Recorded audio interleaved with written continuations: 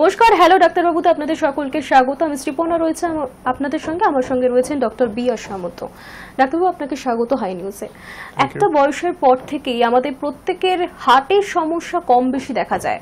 একটা সময় মনে হতো যে বয়স যত বাড়তে থাকে হার্ট তত দুর্বল হতে থাকে, কিন্তু বর্তমান সময় দেখা যাচ্ছে অনেক ইয়াং এজের মানুষদেরও, ছেলে মেয়ে উভয় পক্ষের, তাদের হার্টের সমস্যা লক্ষণ করা যাচ্ছে। ডাক্তারবাবু, হার্টের সমস্যাটা কি?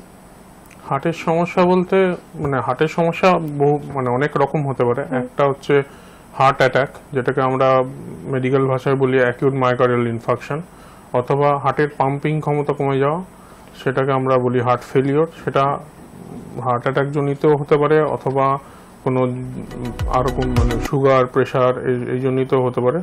সেটাকে ডায়ালেটেড কার্ডিওমায়োপ্যাথি বা এই জাতীয় সমস্যা হতে পারে, অথবা হার্টের রিদিমের গন্ডগোল, যেটাকে আমরা বলি অ্যারিথমিয়া, সেটার সমস্যাও হতে পারে। আর এর মধ্যে সব থেকে মোস্ট কমন হচ্ছে যেটা হার্টের সমস্যা বলা যায়, সেটা হচ্ছে হাইপারটেনশন। তো আমরা হার্টের সমস্যা বলতে এত রকম প্রকারভেদ হয়, তবে এগুলি মোটামুটি কমন আমরা ফেস করি আর কি। হার্টের সমস্যা বলতে হার্ট অ্যাটাকটা কি খুব এখন কমন শোনা যায় যে বিশেষ করে গরমের সময় রোদ্রে বেরোনোতেও সানস্ট্রোক হয়ে যায়। তো এই হার্ট অ্যাটাক বিষয়টা কি? না, সানস্ট্রোক আলাদা জিনিস। হার্ট অ্যাটাক হচ্ছে বেসিক্যালি আমাদের হার্টের রক্ত নালী, যেটা হার্টের আর্টারি, যেটা করোনারি আর্টারি যেটাকে আমরা বলি, যে হার্টের মধ্যে অক্সিজেন যুক্ত রক্ত যেটা পাঠাচ্ছে এবং হার্টের পাম্পিং পাম্প করতে সাহায্য করতে, হার্টের মাসেলকে পাম্প করতে সাহায্য করছে। সেই করোনারি আর্টারি ব্লকেড হলে হার্ট অ্যাটাক হয়। তখন হার্টের মধ্যে অক্সিজেন যুক্ত রক্ত হার্টের মধ্যে পৌঁছায় না, তার জন্য বুকে ব্যথা বা তার যা সিমটম, সেই সব সিমটম হয়। এটাকেই আমরা হার্ট অ্যাটাক বলে জেনারেলি আমরা বলে থাকি। আমরা মেডিকেল টার্মে বলে থাকি অ্যাকিউট মায়োকার্ডিয়াল ইনফার্কশন বা অ্যাকিউট করোনারি সিনড্রোম। যদি কারোর হার্ট অ্যাটাক হয়ে থাকে, বাড়িতে সে রয়েছে বা অফিসে কাজ করছে বা রাস্তার মাঝখানে, সে কি করে বুঝবে যে আমার এরকম একটা কিছু হতে চলেছে? কারণ হসপিটালে নিতে নিতে অনেক সময় অনেক রকম বিপদ ঘটে যেতে পারে। তো কি করে একটা মানুষ বুঝতে পারবে?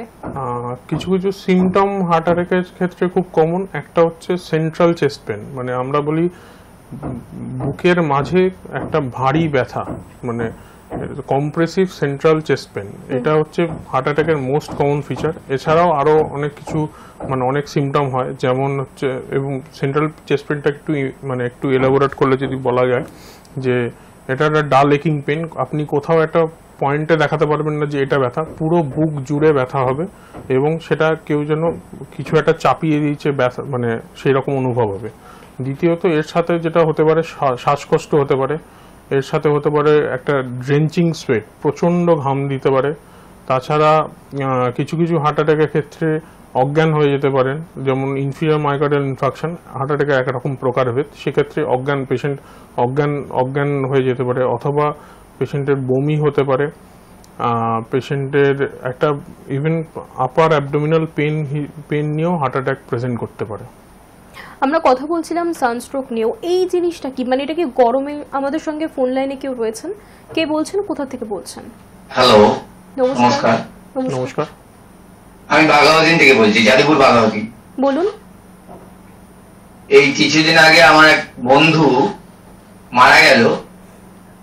ও প্রচুর ড্রিঙ্ক করতো, কিন্তু মাঝখানে ডাক্তার দেখানোর পর ড্রিঙ্ক করা বন্ধ করে দেয়, কিন্তু ফাস্টফুড খাওয়া খুব বেড়ে যায়। এবার এই কেক, প্যাটিস এইসব খেত। হঠাৎ করে রাত্রেবেলা আমাদের সাথে গল্প করে গেল বাড়িতে, সকালবেলা ভোরবেলা খবর পেলাম ও মারা গেছে। তা বাড়িতে গিয়ে দেখলাম যে ও কাত হয়ে হাফ পোর্শন মাটিতে নিচে পা ঝোলানো, আর হাফ পোর্শন ও খাটের ওপরে, আর পেচ্ছাপ করে দিয়েছে। ঠিক আছে, এবার এটা কিভাবে হার্ট অ্যাটাক করেছে ডাক্তার বলছে, স্ট্রোক করেছে। এটা কি কারণে হলো বুঝতে পারছি না। না, হার্ট অ্যাটাক তো উনি কি স্মোক করতেন? না, উনি কোনো স্মোক করতেন না। যাই হোক, হার্ট অ্যাটাকের কিন্তু উনি ড্রিঙ্ক করতেন, সেটা তো বলছেন।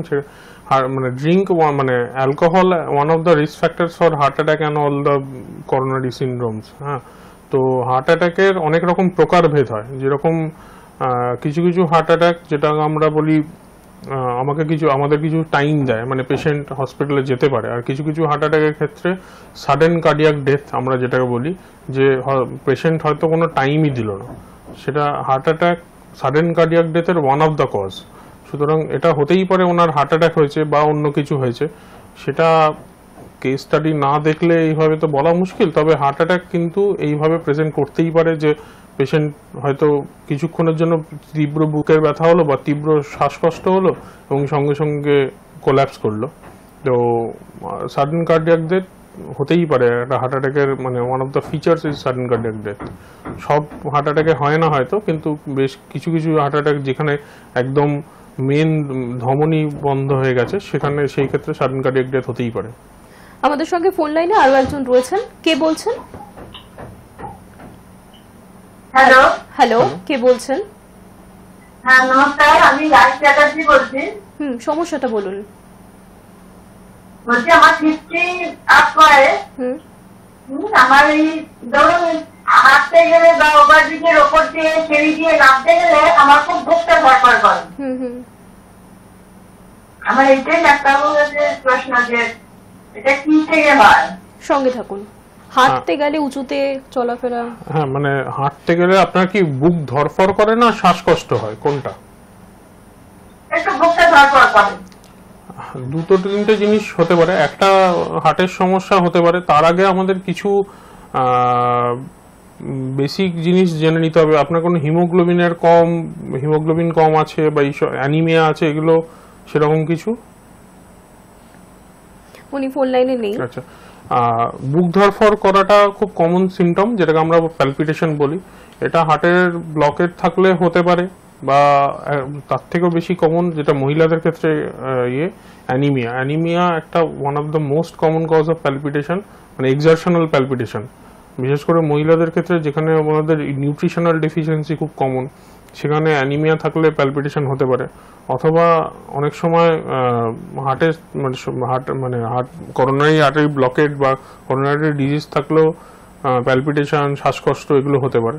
সুতরাং আমার মনে হয় আপনার কোনো একজন ভালো ফিজিশিয়ানকে দিয়ে একটু করানো উচিত, কনসাল্ট করানো উচিত, এবং এই মানে বেসিক টেস্টগুলো দেখে নেওয়া যে তাতে কোনো কিছু অ্যাবনর্মালিটি আছে কিনা। আচ্ছা ডাক্তার, উনার প্রশ্নটা দিয়েই করি যে বুক ধরফর করে এবং অনেক মানুষেরই বিশেষ করে একটা এজের পর বা ওয়েট অনেক সময় বেড়ে গেলে অনেক দেখা যায় যে সিঁড়িতে ওঠাচলা করতে গেলে, ভারী কিছু কাজ করতে গেলে শ্বাসকষ্ট হচ্ছে, বুক ধরফর করছে, এটাও কি হার্ট অ্যাটাকের কোনো কারণ হতে পারে? এটা হার্ট অ্যাটাকে আমরা হার্টের কিছু মানে সিমটম নিয়ে আলোচনা করলে তাহলে আমরা বুঝতে পারবো যে হার্টের যে করোনারি আর্টারি ডিজিজ বা যখন হার্ট অ্যাটাক হয়নি তার পূর্বাবস্থায় ব্লক আছে, কিন্তু পুরোপুরি 100% ব্লক হয়নি বা হার্ট অ্যাটাকের জায়গায় যায়নি, সেটাকে আমরা বলি chronic stable angina, chronic stable heart disease বা এসআইএসডি। সেই ক্ষেত্রে পেশেন্টের সিমটম হবে। আমাদের সঙ্গে ফোন লাইনে আরো একজন রয়েছেন, কে বলছেন, কোথা থেকে বলছেন? নমস্কার, আমি জগন্নাথ বর্মন। নমস্কার, বলছি। বলুন। যে আমার মার বয়স প্রায় 85 বছর। 85। হার্টের প্রবলেম আছে, ইদানিং প্রেসারটা হয়ে গেছে। আপনার প্রশ্নটা বুঝে গেল না, আরেকবার বলুন। আমার মার বয়স 85 বছর। ওনার হার্টের পেশেন্টার বসানো, ওনার 90-95 মধ্যে আটকে যাচ্ছে প্রেসার। ওই ক্ষেত্রে কি করা যায়? প্রেসার আটকে যাচ্ছে? কি বললে? মানে আপনার মায়ের বয়স হয়ে গিয়েছে এবং ওনার প্রেসার আটকে যাচ্ছে? না, পেসমেকার আছে সেটা বোঝা গেল, তারপরে কি বললেন? প্রেসার 90-95 আটকে যাচ্ছে, প্রেসার উপরে উঠছে না। আচ্ছা, 90-95 উপর উঠছে না প্রেসার। মানে আপনার সিমটোমেটিক মানে মানে আপনার মায়ের কি মাথা ঘুরছে বা এই জাতীয় কিছু হচ্ছে? মাঝে মধ্যে একটু ঘোরে মাথা। আর প্রেসারের কোন ওষুধ কি খান উনি? ওষুধ তো খেতে, কিন্তু ইদানিং ওষুধটা বন্ধ আছে। আচ্ছা, আর মানে শ্বাসকষ্ট বা এইসব কিছু হচ্ছে সেরকম কিছু? না না না, শ্বাসকষ্ট কিছু নেই। তাহলে আমি মানে আমার মনে হয় পেসমেকার আছে বললেন তো?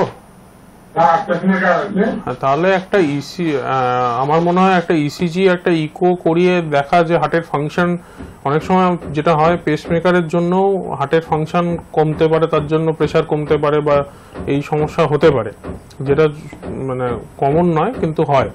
তো আমার মনে হয় একটা ইসিজি একটা ইকোকার্ডিওগ্রাফি করে একটু কোনো কার্ডিওলজিস্টকে কনসাল্ট করলে মনে হয় বেটার হবে।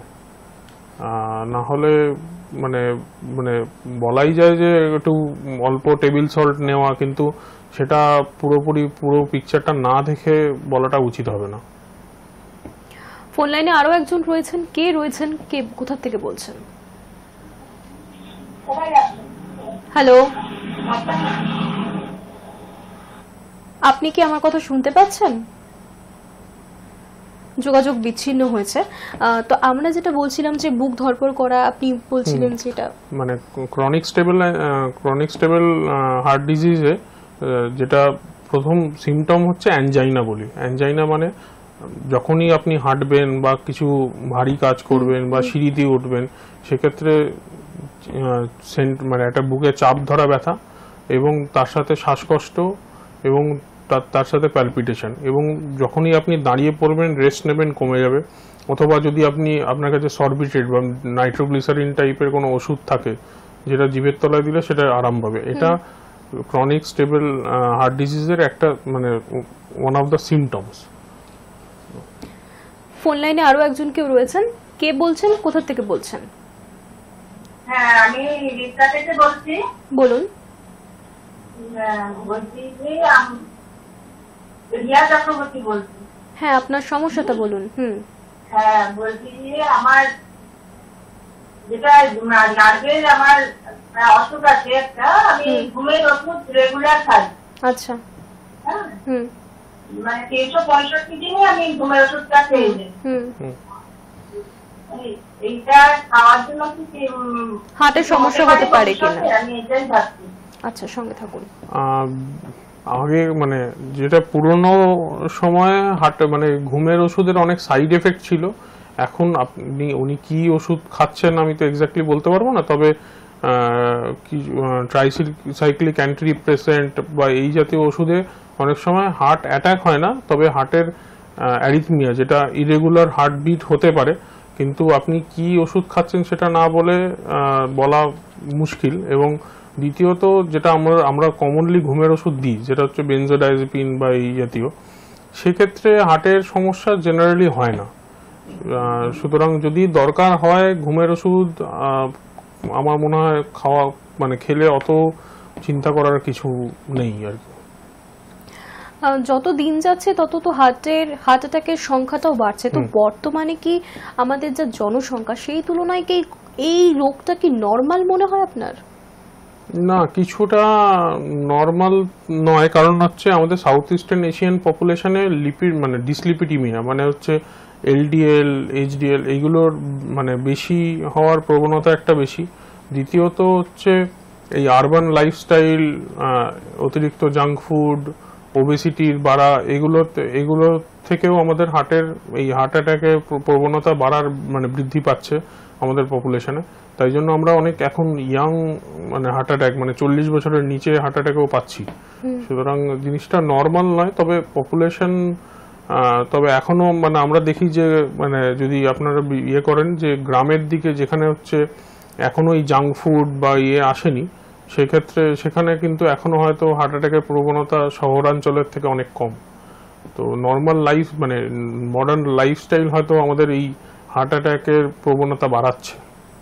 আপনি মডার্ন লাইফস্টাইলের কথা বললেন, তো মডার্ন লাইফস্টাইলে বলতে আপনি কি বোঝাতে চাইছেন? অনেক সময় এটাও আমরা লক্ষ্য করেছি যে অতিরিক্ত পরিমাণে যারা জিম করে বাড়ি ফিরে, আমার এক পরিচিত এরকম হয়েছিল, তার হার্ট অ্যাটাক হয়ে যায়। তো এটাও কি কোথাও কারণ যে অতিরিক্ত পরিশ্রম করা, অতিরিক্ত মেন্টাল প্রেশার নেওয়া বা এই যে জিম করাটাও এটা অতিরিক্ত পরিশ্রম এগুলো একটা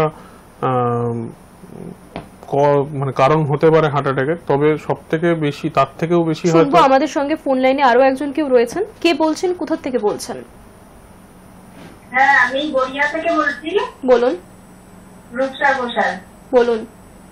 হ্যাঁ বলছি আমার মার এরকম কাশি হলে সর্দি হলে খুব বুকের কষ্ট হয়।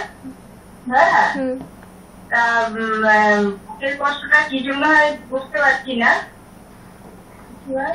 আপনার মায়ের বয়স কত? কাশিটা কমে না। মার 70-এর কাছাকাছি বয়স। আচ্ছা, কাশলেই কি বুকে ব্যথা হয় নাকি হাঁটাচলা করলে বা এই জাতীয় সাথে সম্পর্ক আছে কোনো বুকে ব্যথার? হ্যাঁ কাশি হলেই সর্দি কাশি হলেই বলছে প্রাণের মতো হয় বলছে। না, এই ক্ষেত্রে আমি বলবো, নিঃশ্বাসটা ফেলতে পারে না। হ্যাঁ, এই ক্ষেত্রে আমার মনে হয় এটা আপনার ফুসফুসজনিত সমস্যার জন্যই হচ্ছে। মানে কাশির সাথে বুকে ব্যথাটা জেনারেলি মাসেল পেন বা মানে প্লুরাইটিক পেনের জন্যই হবে। এটা কোনো হার্টের সমস্যা মানে শুনে অন্তত মনে হচ্ছে না। এটা সম্ভবত ফুসফুসজনিত কারণেই বুকে ব্যথাটা বা যেটা আপনি বলছেন সাঁই মানে শ্বাস সাঁই করা, এগুলো ফুসফুসজনিত কারণেই হবে। ঠিক আছে। আমরা যেটাতে ছিলাম যে অতিরিক্ত জিম বা স্ট্রেস থেকে কি?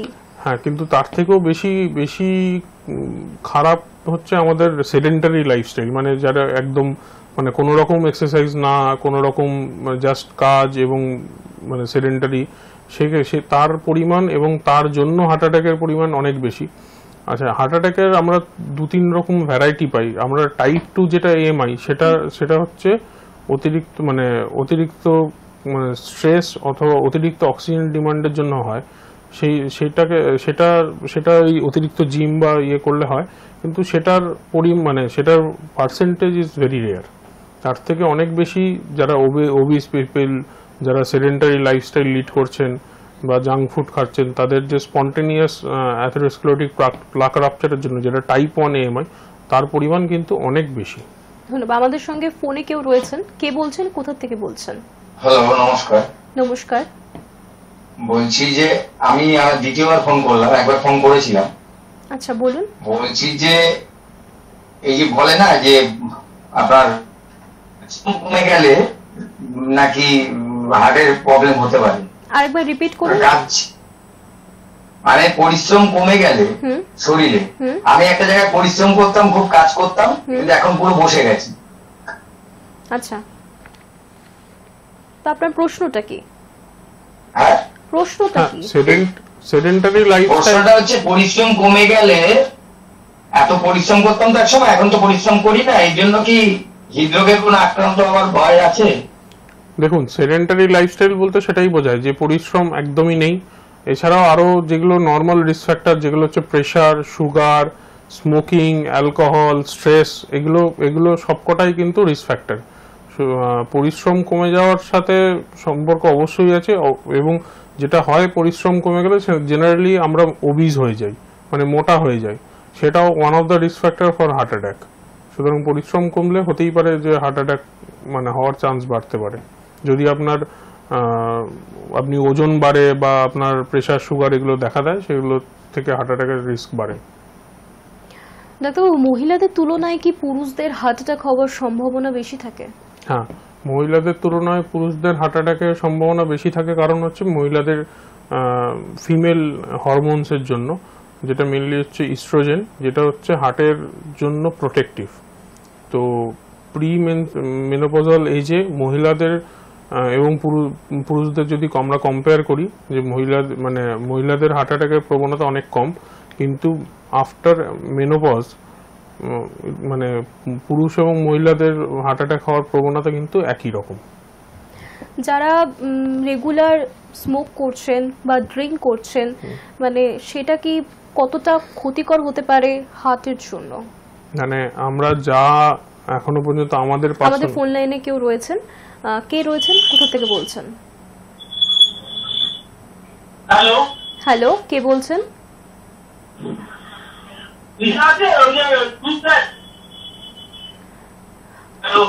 হ্যাঁ, কে বলছেন আপনি?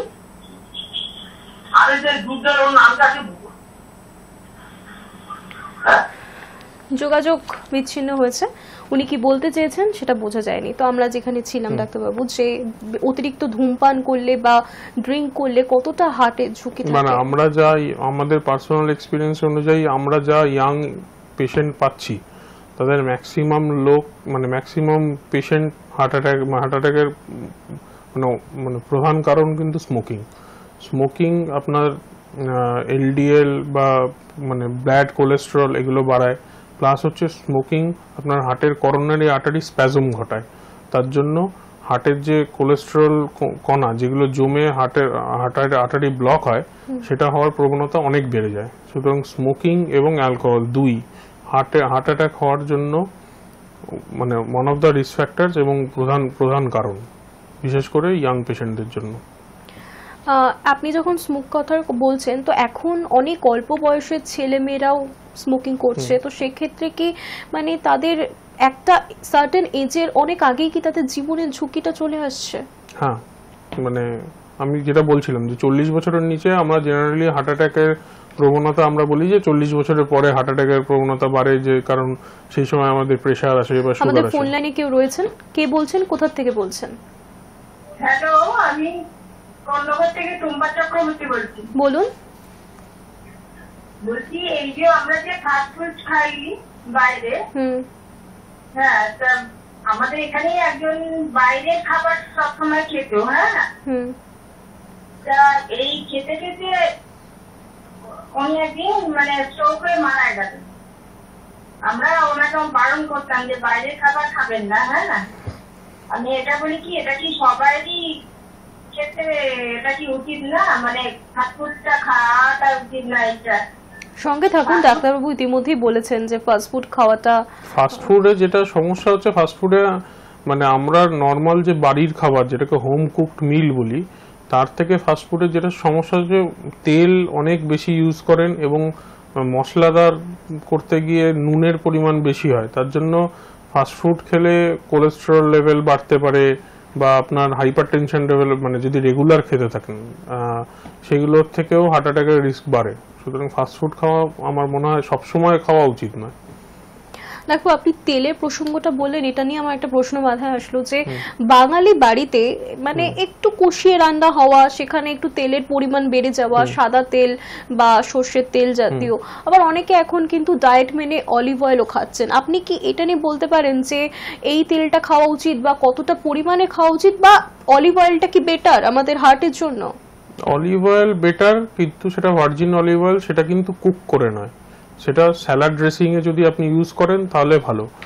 অলিভ অয়েল যখনই আপনি মানে গরম করছেন, মানে আমরা যেটা নর্মালি করি তেলের সাথে, তাহলে তার গুণগত মান চলে যায়। কোনো তেলই ভালো খারাপ এরকম বলা মুশকিল, তবে যেটা নর্মালি আমরা বলি যে তেল কম খান, যতটা পরিমাণ না দিলে নয় ততটা, এবং মিশিয়ে খান। মানে এরকম নয় যে শুধু সর্ষের তেল ছাড়া খাবো না, শুধু সানফ্লাওয়ার অয়েল খাবো বা শুধু সর্ষের তেল খাবো, সেটা না করে মনে হয় মিক্সড অয়েল ডায়েট যাওয়াটা খুব ভালো।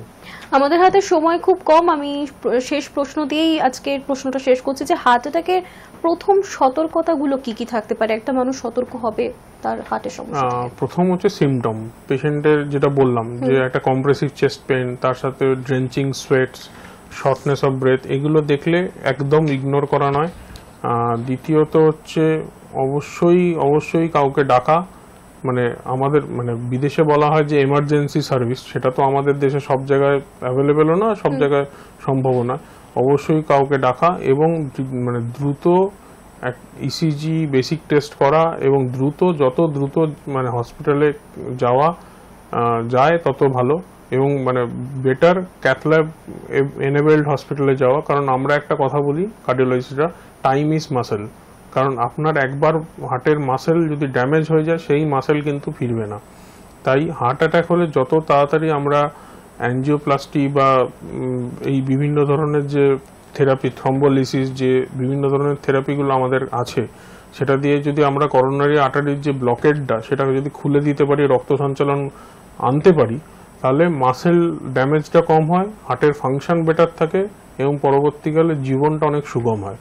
তাই জন্য মানে অনেকের থাকে এখন বুকে ব্যথা হচ্ছে, এখন বাড়িতে থাকি, কিছুদিন পরে হসপিটালে যাব, সেটা না করে আমার মনে হয় যত তাড়াতাড়ি সম্ভব হসপিটালে যাওয়া ভালো। যদি মানে 2 থেকে 3 ঘন্টা, অ্যাটলিস্ট 12 ঘন্টার মধ্যে হসপিটালে আসুন, তাতে আপনার হার্টের মাসেল বাঁচবে, এবং ভবিষ্যৎ জীবন সুগম হবে। একদমই তাই ডাক্তারবাবু, হার্ট ভালো থাকলে নিজেকে ভালো রাখা যায়। আপনার যদি হার্টের কোনো রকম সমস্যা থেকে থাকে বা আপনার যদি বুক ধড়ফড়, প্যালপিটেশন, বিভিন্ন রকম সমস্যা হতে থাকে, বুকের মাঝখানে ব্যথা, তাহলে অবশ্যই যোগাযোগ করুন স্ক্রিনে দেওয়া নাম্বারে। হাই ডাক্তারবাবু, এখনকার মতো এই পর্যন্তই। নমস্কার।